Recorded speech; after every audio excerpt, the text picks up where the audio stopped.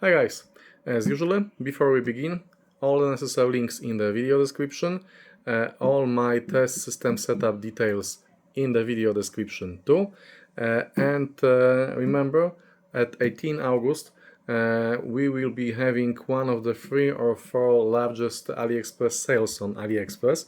This one will be called Back to School, but regardless of the name, you'll be able also to buy all kinds of amplifiers, preamplifiers, etc.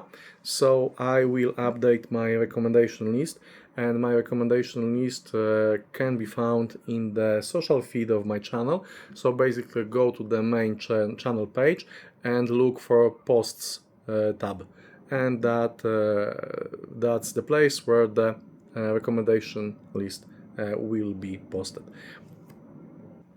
That sale is called Back to School sale, but the other official name, and that's why I'm talking about this, is Mega Sale. This is important, and that's connected directly to the subject of today's video, but we will get to that later. So now I did promise you I will get one of those SMSL PA200 when I was reviewing PL200T CD transport. It was so good that I was immediately interested in the rest of the stack. While Asahi Kasei 449AX based D200 digital to analog converter remains a mystery, we have a SMSL PA200 here. It's a D-class amplifier, it's a stereo amplifier using new gallium nitride transistors that are supposed to be able to switch 2 times as fast as silicon ones, and that speed should translate into better D-class sound quality. So SMSL PA200 is also able to double as a BTL monoblock amplifier with staggering 400 watts of output power in 4 ohms. But you will need 2 of them for a stereo system in this configuration. And it won't really be cheap, as each one of them is like $420. So do look for any sales and any Ali coupons when buying one of them. I was able to drop the final price to $350, and that was with coins, coupons, and the starting sale price lower than the regular one. I got it during last short sale. I think it was one of the choice days.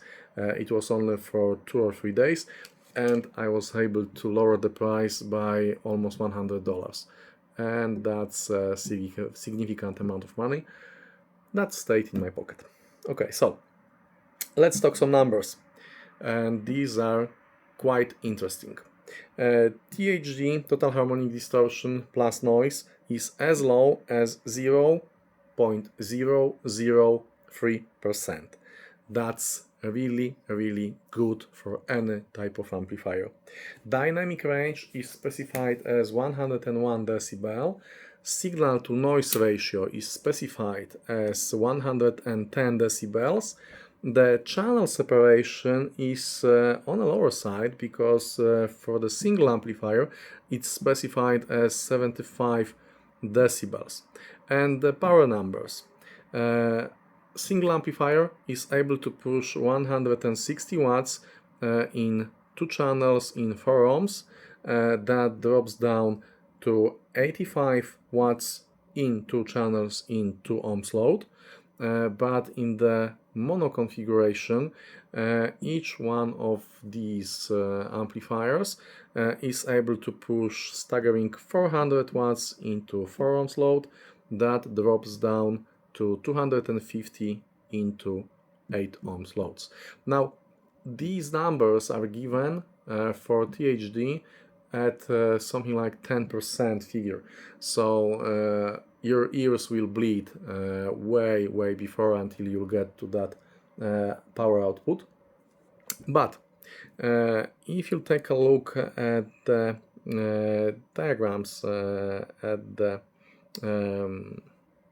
THD figures published on SMSL site, you'll realize that this amplifier is able to reach something like 120 watts with THD still as low as 0.01%. So 0.01%, it's still quite nice figure, and we are able to get 120 watts of something out of something so small.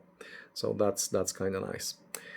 So the power consumption when used with music playing with a regular level, sound level, is specified as something like 40 watts, and I was able to confirm that because I was able to record something like 42 watts, between 38 and 42 watts with my Tuya smart plugs. When used, the amplifier will get slightly warm here, maybe not slightly warm, but warm here.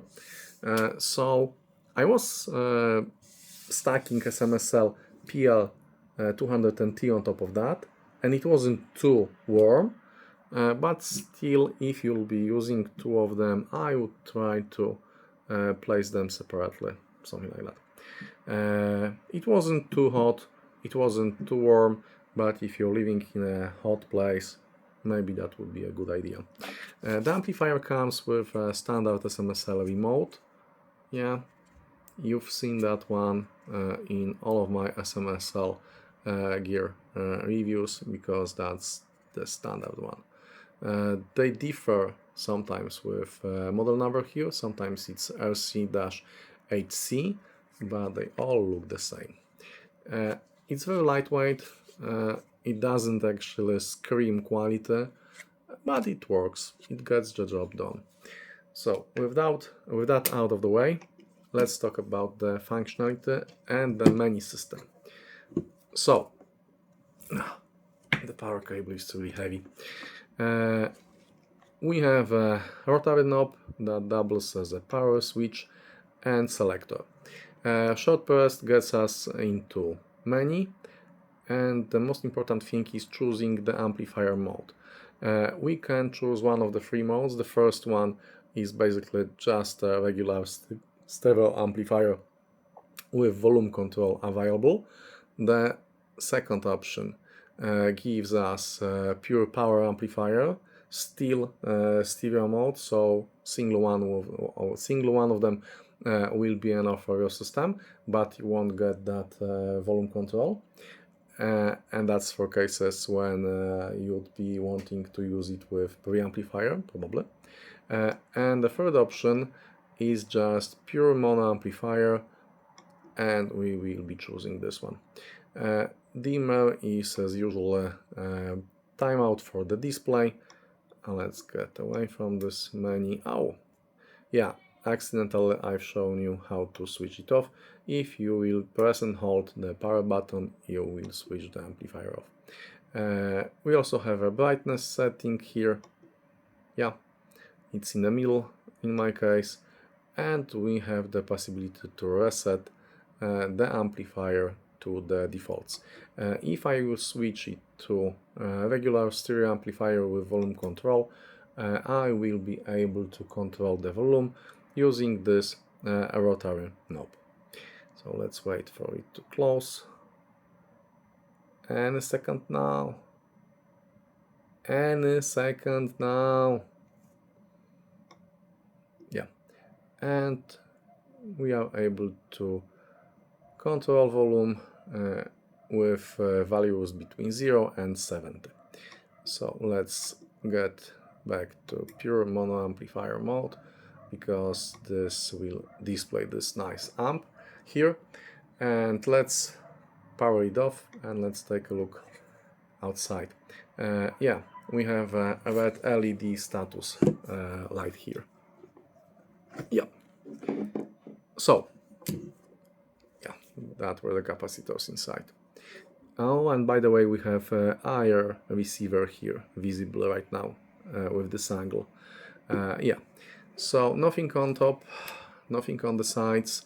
On the bottom we are getting this very nice, I think these are silicone made feet.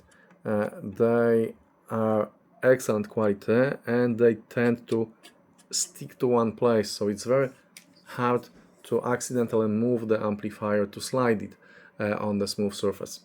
And on the back of the amplifier we have one set of stereo inputs, RCA inputs, single-ended inputs for left and right channel, one balanced XLR input for BTL mode for mono amplifier, and set of speaker outputs for the right channel, these two guys, and for the left channel, these two guys. And interestingly, this is one of the best descriptions of connections in mono mode that I've seen.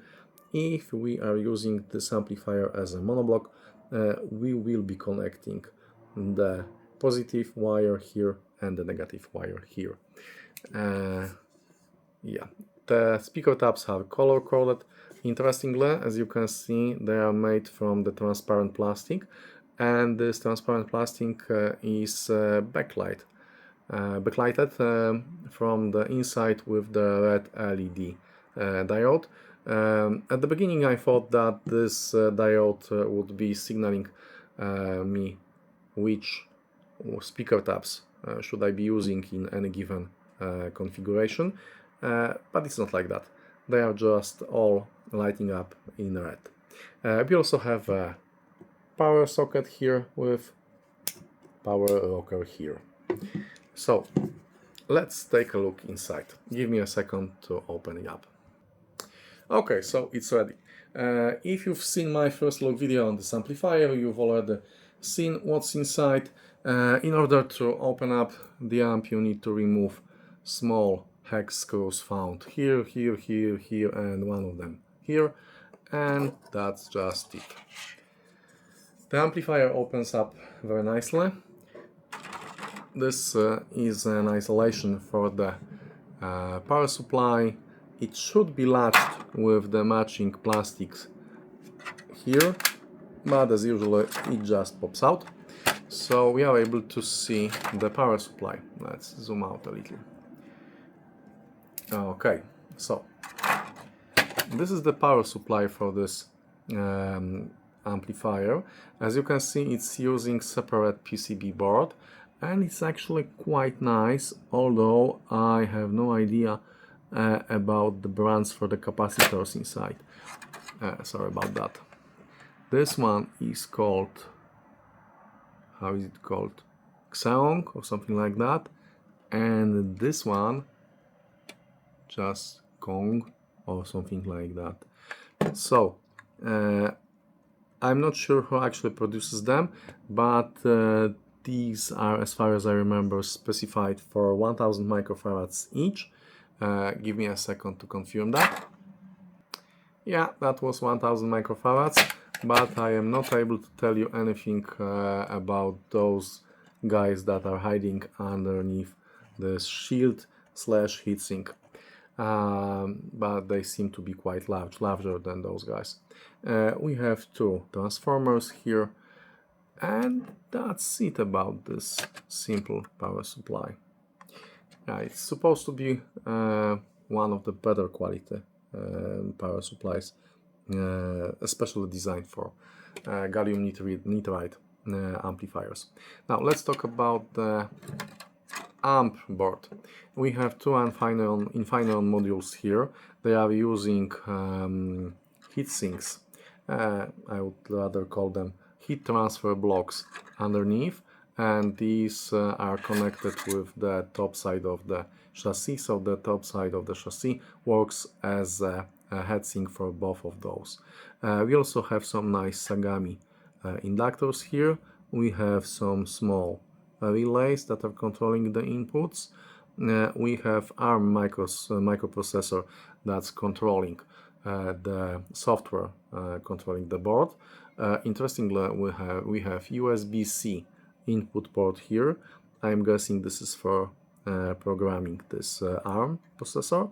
We have PA200 moniker, SMSL logo, one operational amplifier here. Let's take a look at that guy. And we have a Burr Brown PGA 2311 volume control chip here. So there's been a short discussion in the comments about this operational amplifier, that probably it's being used to convert single-ended signals coming from RCA inputs into native balanced architecture for these two modules. That's quite possible, and I will tell you more about that later. And I've also checked the minus the negative poles for the speaker tabs, and they are obviously not connected with the chassis. Yeah, all in all, it's quite neat, elegant build, and I like it. So let's pause for a second, let me close the amplifier, and we will talk about the sound quality. One more thing before I will close the lid. If you've been following the other amplifier releases from SMSL, you may be familiar with VMV A1 Pro amplifier. That's roughly $80 more expensive than SMSL PA200. The thing is that when I was looking at some pictures of the internal build of VMV A1 Pro, they look identical or almost identical, almost being my safety here, because I wasn't able to find any differences by looking at the photos. Which is a very interesting thing, because VMV A1 Pro sells for $80 more, and it has almost all specification numbers the same as PA200, except for, if I remember correctly, signal to noise ratio that's a little bit higher with VMV A1 Pro. Everything else, every other spec number, including size, including weight, is basically the same. So that's an interesting thing. Okay, give me a second and I will close that guy. Okay, so we've covered the build internally and externally. I will use a remote as a small stand to have a better look at the display. And now we will talk about the sound quality. So, first the bass. The bass is powerful, it's fast, it's like we would expect from D-Class, but it's also full. It's not warm, but surprisingly, it's not dry either. It goes deep and has full, almost thick mid-bass, but there is a great control, accuracy, and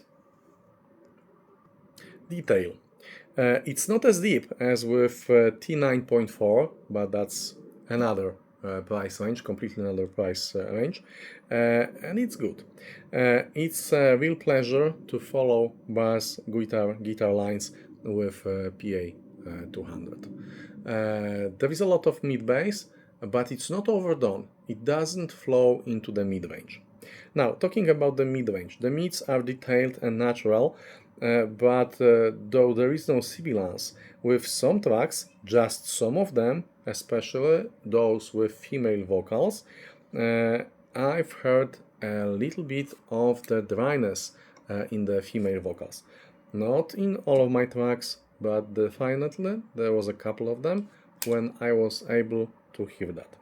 So it's better than all other D-Class amplifiers I've heard so far, with one exception of zero-zone monoblocks, but these basically are cheaters because you can replace operational amplifiers with Class A discrete operational amplifiers, and they are cheating this way. So still, vocals with SMSL PA200 have very nice timbre, clarity, but they would also benefit from a touch of tube warmth. Male vocals were okay. Interestingly, male vocals had no dryness whatsoever. They were just natural and very detailed. Now, moving on to treble. This is very fast D-Class amplifier, so we get airy, clear treble. No sibilance here too, but a lot of transparency and space around instruments. Treble is highly neutral. It's neither analytical, and that's a positive, neither class A or tube smooth. Again, it's better than all other D-class amplifiers I've heard so far, except zero-zone cheating monos. Now, moving to detail. PA200 has tons of detail. Small nuances, sounds in the back, everything is here. Every slide of the finger on the guitar string. But the amplifier doesn't push that in your face. This is Halloween track from Tim Burton's movie. Was a real treat with this amplifier. I was able to find some small nuances, some small things that I was missing with previously heard amplifiers. That includes most of the clones. So that's very high praise for the detail of this amplifier. Now, moving on to scene and imaging. With great detail comes great imaging, to paraphrase Spider-Man. Sound scene is wide, it's very deep, and it's quite tall. The layering is great. This little amplifier excels at complicated classical music passages, as it never gets lost when there is a lot of things happening at the same time. The image is precise, with a lot of air and space between instruments. So this is another highlight. It doesn't get lost, it doesn't lose any sound, even if there is a lot of things happening at the same time, even if there is a full orchestral swing, you will still be able to pick single instruments and to follow them. So that's excellent. That's one of the best amplifiers in this regard. Now, moving on to next section. Now, we can only wonder how good a pair of those would sound, right? Because I was testing this in a stereo, in a regular stereo amplifier configuration, but this display here is a little giveaway because unluckily we have two of them. Basically, the price that I was able to get was so good that I've decided to get two of them, because when I saw the local price for PA200, I've decided to get two of them just to be able to maybe sell one of them. But I think I'll be keeping both of them. Why? Because the imaging gets even better. As I've told you at the beginning, the channel separation was on the lower side. It was something like 75 decibels, but with two amplifiers working in mono mode, in theory you'll have infinite channel separation, because each one of those guys takes care only about one channel. So the imaging gets even better. Detail also. You would think that it can't get better with one amplifier, but yes, it can. Interestingly, there is a better clarity, like suddenly noise floor would be dropping. But the most interesting thing happens in the mids. That small dryness in the female vocals completely disappears, and the vocals lose the last D-class signature sound remains.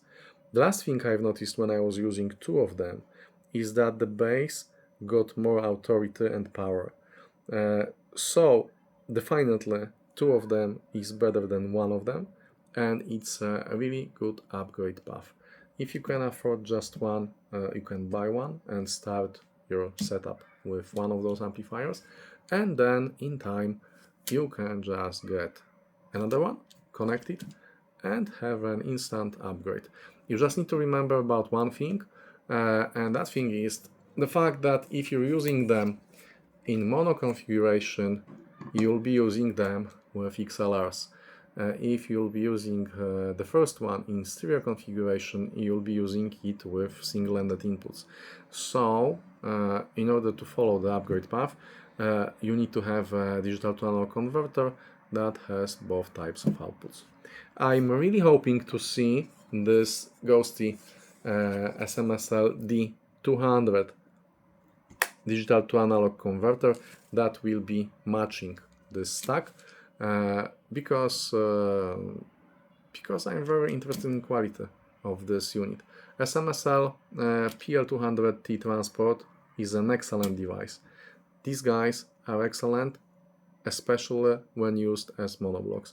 so I really want to get the last piece of the puzzle. Now, the summary. D-Class gets better and better year by year. The pair of PA200 sounds less like D-Class and, dare I say, more like a B-Class amplifier. It's more expensive than PA40, and as long as PA40 is a real gem of affordability, PA200 just brings more goodies to the table when it comes to the sound quality. I can see why the matching D200 digital to analog converter is supposed to be using 4499AX chipset. The Asahi Kasei signature Velvet sound should be a very good match here. I really enjoyed my time with SMSL PA200. As I wrote in some of the comments when you were asking me under my first look video about my impressions for that for this amplifier. During burn-in, I've had these moments when I was walking by the playing set. I was doing different things around the house, and sometimes the sound, sometimes the music coming from the set stopped me in my tracks, and I had to rewind and listen to something random again. This always bodes well, and in this case, PA200 turned out to be a really good amplifier, and two of them are even better. So, interestingly, it seems to be the same or almost the same internally as VMV A1 Pro amplifier that retails for $85 more. So, that's coincidence? I have no idea. But this one is cheaper and it sounds really good. Now, moving to three things I liked and three things I disliked about this amplifier. Starting with the three things I disliked. Nothing, really. If I would be nitpicking here, I would have to ask for a better operational amplifier, as it seems to be responsible for small sound quality loss in the stereo mode. As we were discussing in the comments under the first look video, this operational amplifier seems to be actually converting external RCA inputs into internal balanced architecture, and the quality of this operational amplifier will be heavily influencing the resulting sound quality of the amplifier. If we are using XLR input in mono mode, then we are bypassing this operational amplifier probably, and this may be one of the explanations for the sound quality rise when using two of them in mono mode. Now, getting back to my list, if I would be really forced to choose something that I didn't like, then maybe for the second position I would be going for the price. I wish it could be lower. I wish I would be able to get two of them for the price of one. I know this is CNC machined aluminum, full aluminum build. The sound quality is excellent. It has to cost some money, but I'm cheap. I'd like to be able to buy two of them for the price of one of them. So now, the important thing, three things I liked.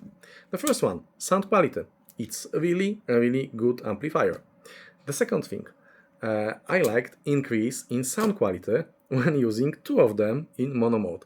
The increase in sound quality was really significant, and maybe it's not exactly like you'd be getting a whole new device, but in this case you actually are getting a new device because you'll be having two of them.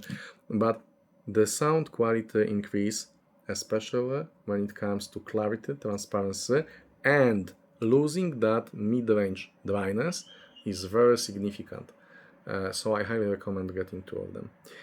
Now, the third one, honestly, I really like the design. Let's remove that remote from here. I really like this modern industrial design. It seems I have a thing for silver stuff like that. Let's take a look at that. That's whole stack with two PA200 and PL200 PL200T transport on top of it. I would really love to see this Mr. D200 digital to analog converter somewhere in between. So they look great. Now, so I highly recommend getting one and even more two of them, but do wait for sale to lower the price. As I've said in the beginning of the video, there will be an opportunity because there will be one of the largest early sales of the year, back to school sale, starting at 18th of August, and I will update my recommendation list for that. Look for it in my channel's community feed. There's a tab called posts when you are looking at the main channel page. Now, I hope you liked this video. If you did, and if you enjoyed this video, you are more than welcome to support my channel by buying me a beer and subscribing. Beer money goes always towards different types of beer from different countries. That's basically my idea for getting postcards. I have little use for postcards, but I can always use some interesting beer from all different areas of the world. So, again, thanks for watching. Stay tuned for incoming sale and more videos like that. And have a great day, guys. Have a great day with your music. See you next time. Bye.